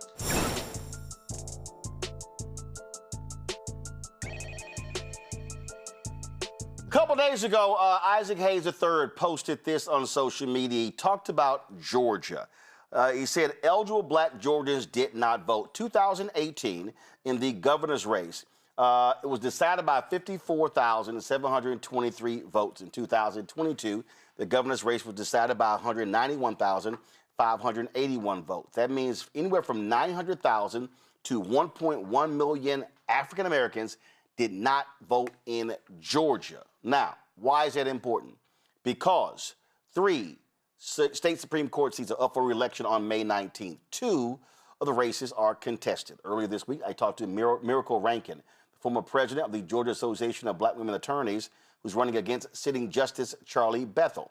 In the other contested race, former state senator Jan Jerton is running against incumbent Justice Sarah Hawkins Warren. Now, an incumbent has not lost a race in 100 years. Now, you may say, why? Well, because Georgia has this weird quirk that if a Supreme Court justice resigns, the election is canceled. It's the dumbest thing I've ever heard in my life. And so Jen joins us right now. Jen, glad to have you here. I wanted to show that graphic right there because I've been laying out this GOP war with Black America. I've been talking about the targeting of black voters. We see what's happening with congressional seats, and they're going to go for state senate, state rep, county commissioner, all the way down. And the reality is, look, you want to appeal to all voters, but if there's a massive black turnout come May 19th, we saw with the Public Service Commission where 2 Democrats won. That means that you and Miracle, y'all win. Absolutely. And to be quite frank, we have seen that. It's been unprecedented to this point, I have to tell you. Each day I check the numbers, it's been 34 to 35% black voter turnout. And Democrats as a whole have been running about 10% over Republican turnout. And usually it's the opposite. So usually Democrats are about 45% and then Republicans are about 55%.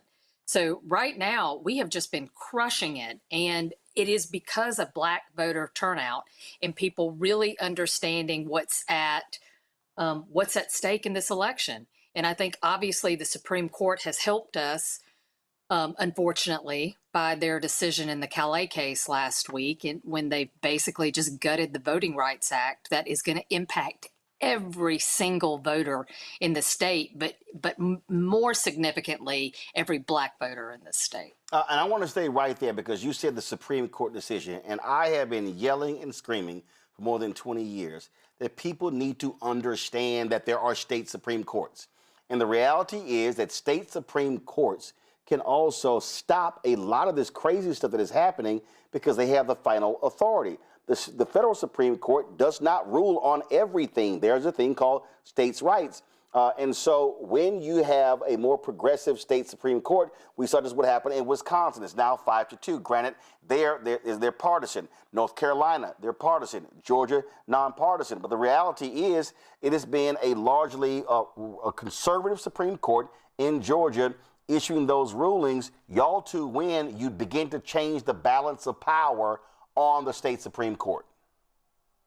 Absolutely. So look, and in Wisconsin, you know, and I'll correct you, it's actually a nonpartisan race just like Georgia. And they have it in the spring too. So yeah, no, I remember it was right. I'm sorry. I meant to do this here. I meant to say it was. I meant to do this here. It was nonpartisan, but it was clear where the money was, who they were appealing to in that particular state. Go ahead. No, but that's what we're trying to do here too, to be quite frank, because for so long people have not challenged the incumbents. Everybody's been like, oh, well, we're just going to act like we're impartial and look, we're so fair and don't worry about it. But the issues are too important. And right now with the U.S. Supreme Court basically gutting fundamental rights left and right, and those decisions now coming back down to the state Supreme Courts, and in particular in Georgia, whether you're talking about the fundamental rights with respect to do women have autonomy over their bodies, whether you're talking about voting rights, right? And election challenges, all of that is going to go up to the state Supreme Court. And so, you know, we used to run to the federal courts to protect our rights, especially in the southern states, right? That was where we could go. We cannot go there anymore. And so now it is so incredibly important for people to understand that who sits on these state Supreme Courts really are going to impact their everyday lives, what the state looks like, and what rights that they're actually going to be able to enjoy now and going forward. A lot of folks, when we talk about Georgia, they spend so much time there in Atlanta. Totally understand Fulton County.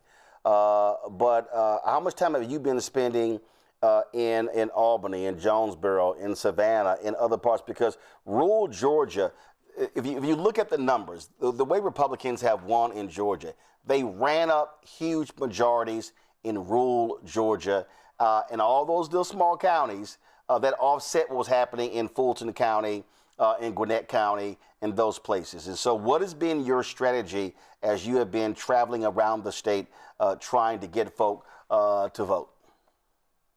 Look, I'm originally from South Georgia. I've lived in Albany. I've lived pretty much everywhere around the state. And in terms of the areas of Georgia where they tend to be a lot more Republican, my strategy has always been to lose less in those places. So you go to those communities, you talk to people, right?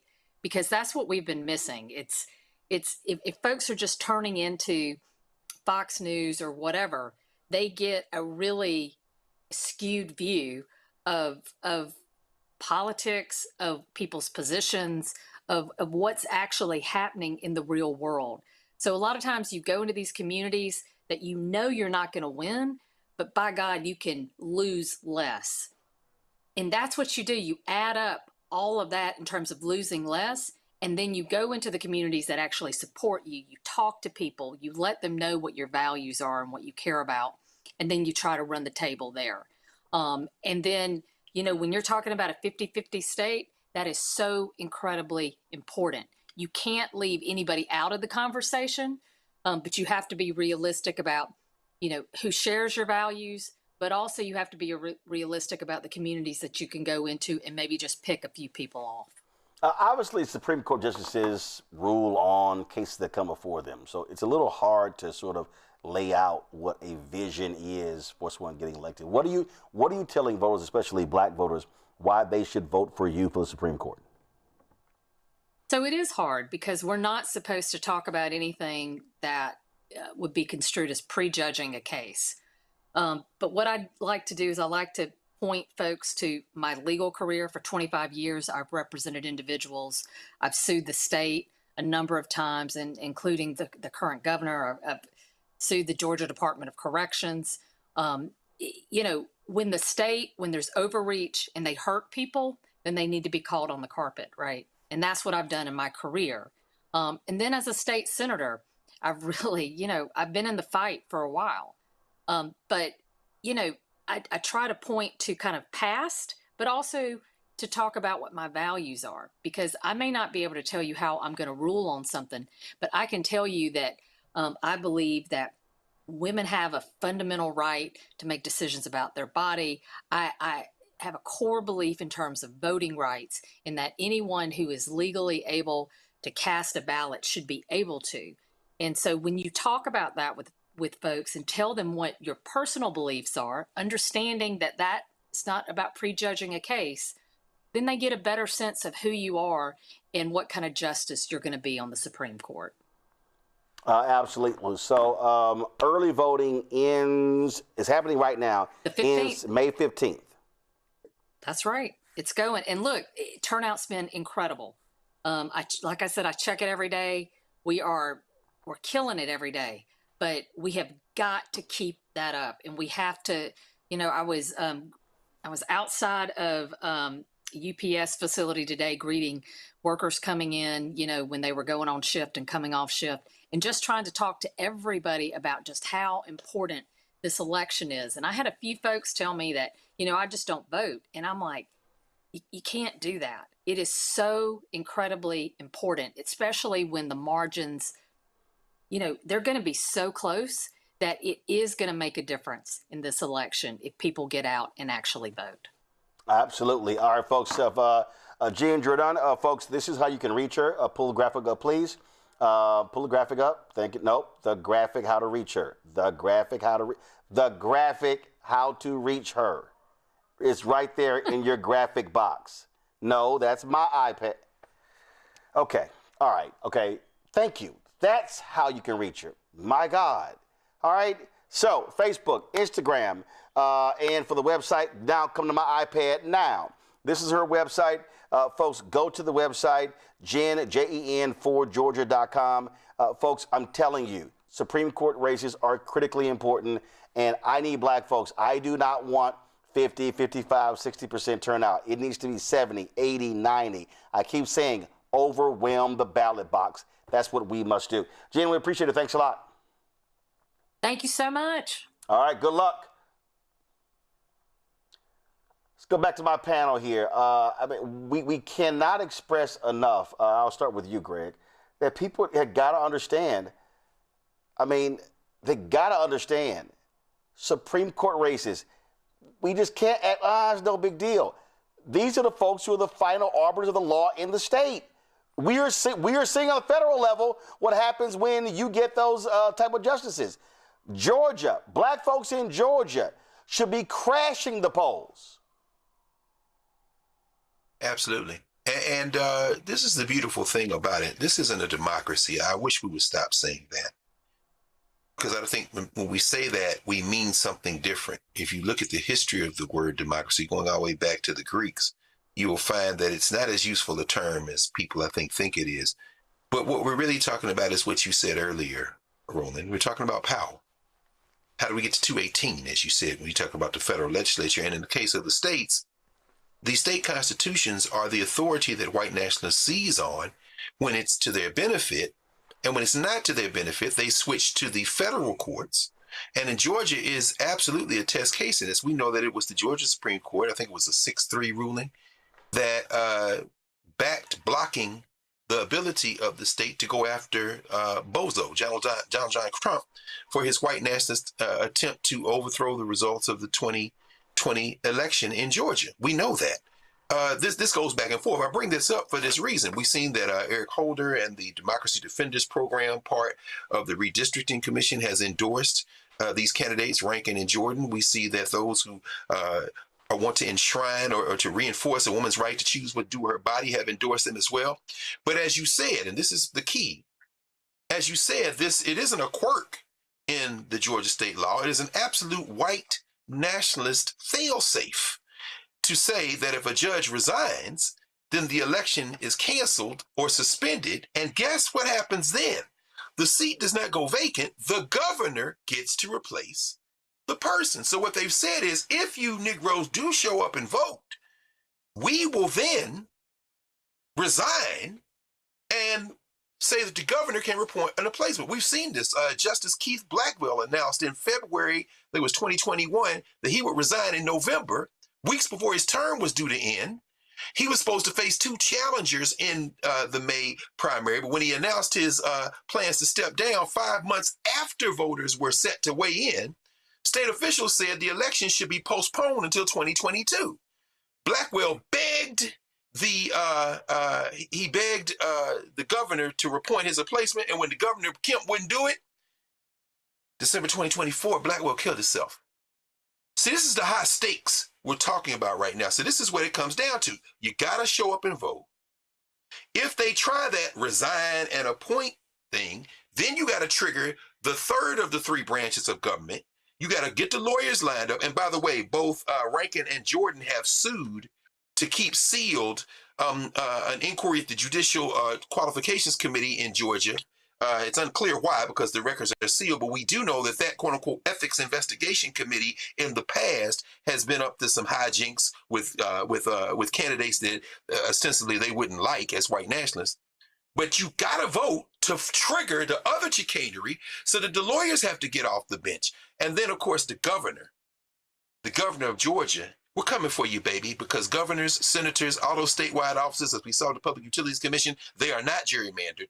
The governor might get off the bench. I really do think, Roland, that what they are doing at this juncture, in this desperation, they are pushing this to a point where people will get out and vote, if for no other reason than people generally don't like, unless you're a white nationalist, They don't like the question of being unfair. And this Georgia Supreme Court election is pivotal.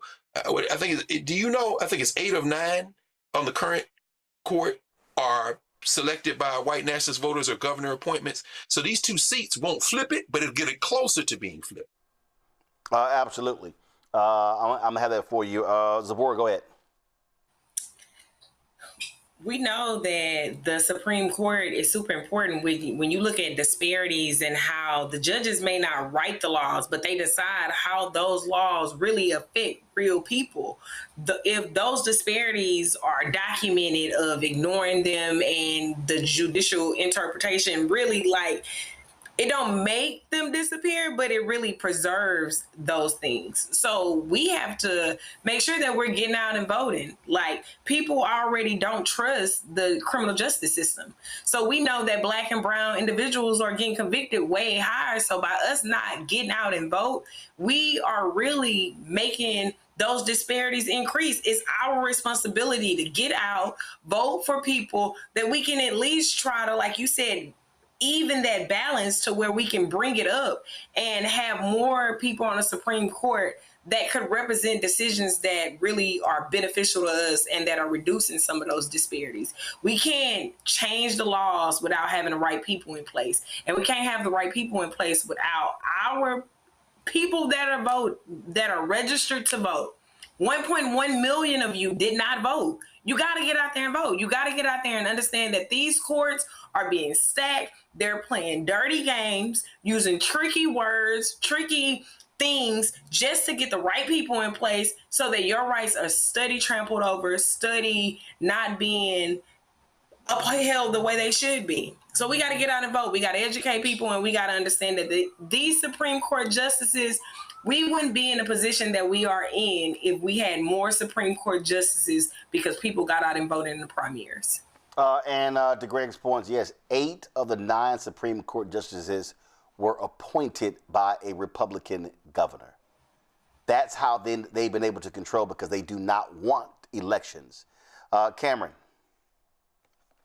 Yeah, this is also about, for this election, especially in Georgia, where there's going to be top of the ticket governor's race, there's an attorney general's race, the Senate, and so forth. We can't let people just say, oh, I only care about the governor, maybe U.S. Senate, but they need to be voting down ballot.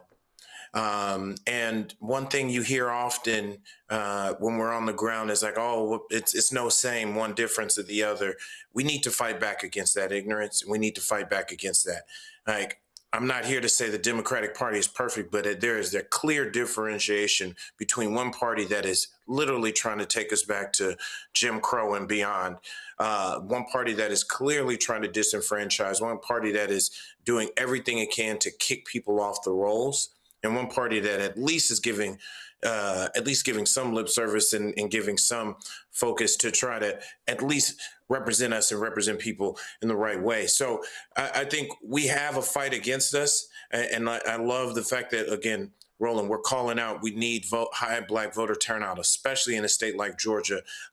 Definitely we need to juice those numbers in Metro Atlanta, but in the Macons, in the Columbuses, in the Savannahs, all throughout, Black voters everywhere would need to come out. And the biggest thing also, in addition to knowing your status and really checking to make sure you're still on the rolls and make sure you're still registered, we can't be intimidated by the ICE and all the other tactics that we know they're going to pull out, all the tricks they're going to pull out to try to intimidate us. Like, this is something that is going to look akin to the 60s and 50s and so forth, where they're going to try to set up in intimidation tactics throughout the country. So this is something where voting is our last choice. It's our last choice.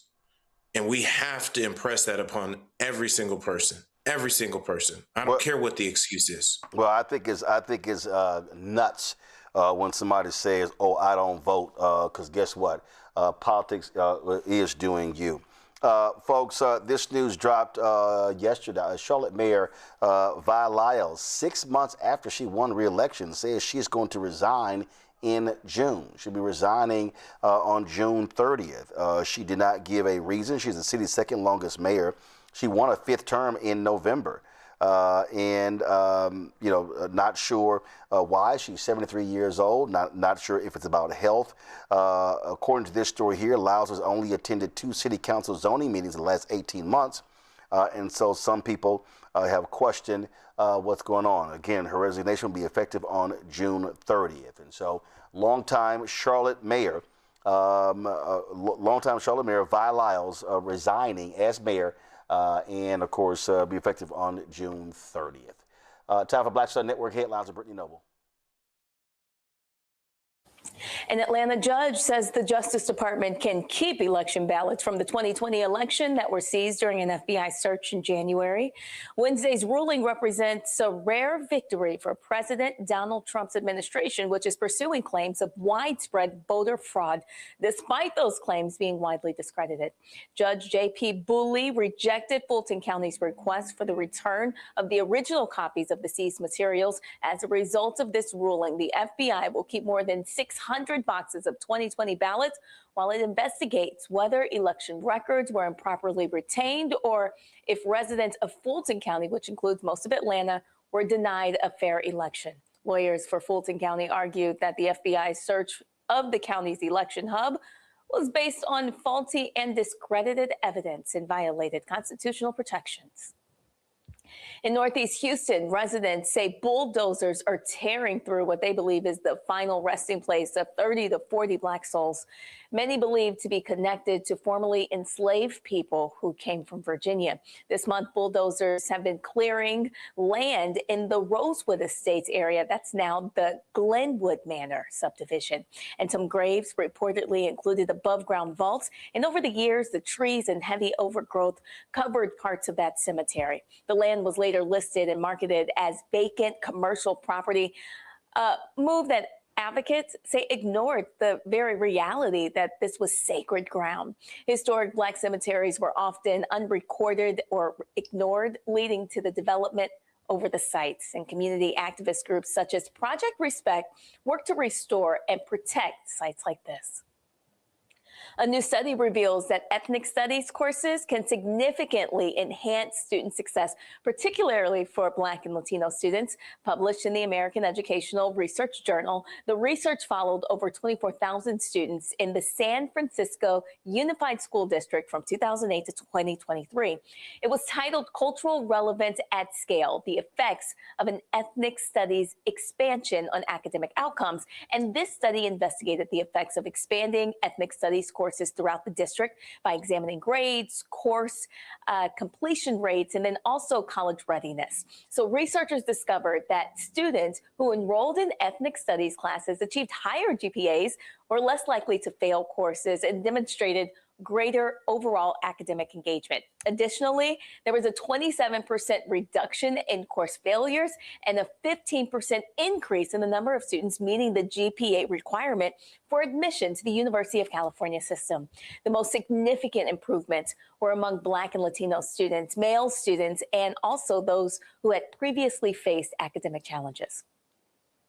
Well, no Black woman has ever held a majority ownership stake in the Major League Baseball franchise, but that could soon change because Kwanzaa Jones, an entrepreneur, philanthropist, and singer, is reportedly working to finalize a nearly $4 billion deal to purchase the San Diego Padres.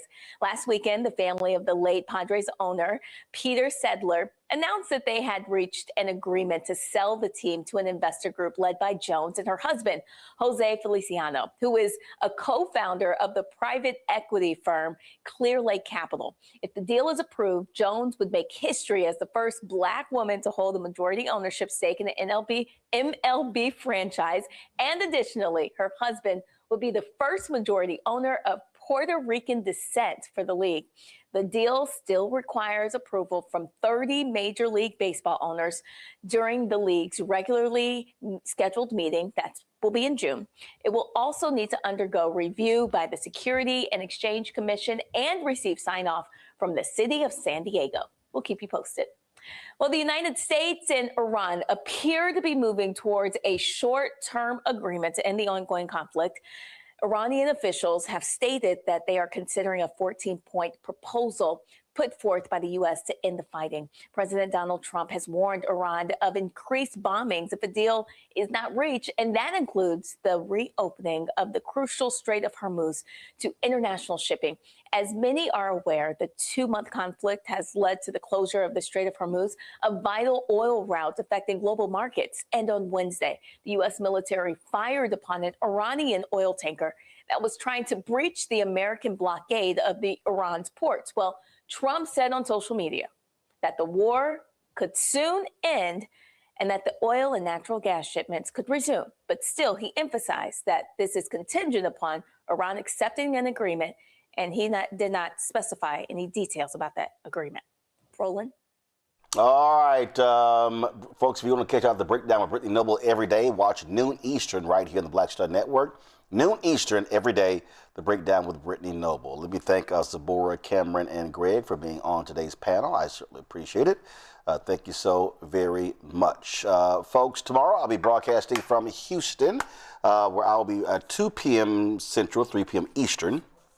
I'll be presenting 4 of my scholarships, my annual scholarships at Jack Yates High School, my alma mater. And so 2 will be for communication students and 2 will be for the non-communication side. So look forward to being there. So I'll be there. Then, of course, I have to go to Satanville on Saturday. My niece is graduating from the University of Texas Law School. So I will be there, y'all know. And yes, I plan on wearing a maroon. I would be wearing something maroon to the graduation, so I guarantee you that is going to happen. So y'all know how I feel about. Austin was my first place where I worked out of college, and it was always great because Texas A&M was kicking the Longhorns' ass, and so it was a joyous occasion for me. So I'll be there for her law school graduation on Saturday. All right, y'all. Be sure to do this here. Support the work that we do. Join our Bring the Funk fan club. Listen, we're out here doing the work, talking about this war, the GOP war on Black America, empowering people, educating people. And listen, I'm telling you right now, it ain't even a conversation. There's nobody else in Black-owned media doing what we're doing. I know a bunch of y'all was sitting here posting clips of Rachel Maddow, who all of a sudden folks talked about the impact on Black folks. And I'm sitting there going, even Rachel Maddow ain't doing what we're doing with the number of guests that we have talking about what's happening on the ground. So this is why Black-owned media matters. This is why we can't get so caught up in being so happy when mainstream media decides to cover Black people, because we cover Black people every day, 365, 7 days a week. So support the work that we do. Join our Bring the Funk fan club. We're at 47,000 donors. Let's get to 50,000. Let's get higher than that. If you want to contribute via Cash App, use the Stripe QR code. You see it right here. It's also for credit cards, checks, and money order. Make it payable to Roland Martin Unfiltered, P.O. Box 57196, Washington, D.C. 20037-0196. I know y'all. I see y'all. Some of y'all saying, "Oh no, Roland, Rachel, good people." I didn't say she wasn't good people. What I said was she is not covering the GOP's war on Black America as in depth as we are. We've been doing it every single day. We didn't do it one night. Check yourself. PayPal, R Martin Unfiltered, Venmo, RM Unfiltered, Zelle, Roland at RolandSMartin.com, Roland at RolandMartinUnfiltered.com. Download the Black Star Network app, Apple phone, Android phone, Apple TV, Android TV, Roku, Amazon Fire TV, Samsung Smart TV. If you want to get our Roland Martin Unfiltered swag, do me a favor, go to shopblackstarnetwork.com, shopblackstarnetwork.com for our t-shirts, our hoodies, wall art, mugs, you name it, we got it.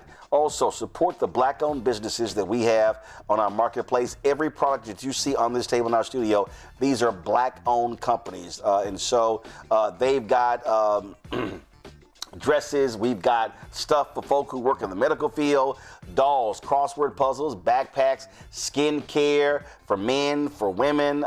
We've got watches, jewelry, you name it. Just go to shopblackstarnetwork.com, go to our marketplace, and you can peruse all of these products. And again, these are all Black-owned companies. We keep talking about Buy Black. We make it a lot easy for y'all to do so. So go to shopblackstarnetwork.com. Download the app fan base. Follow me at Roland S. Martin. Listen, right wings owning social media. We got to be owning our own media as well. So download the app fan base. And of course, that's it. I'm going to see y'all tomorrow, right here, Roland Martin Unfiltered on the Black Star Network.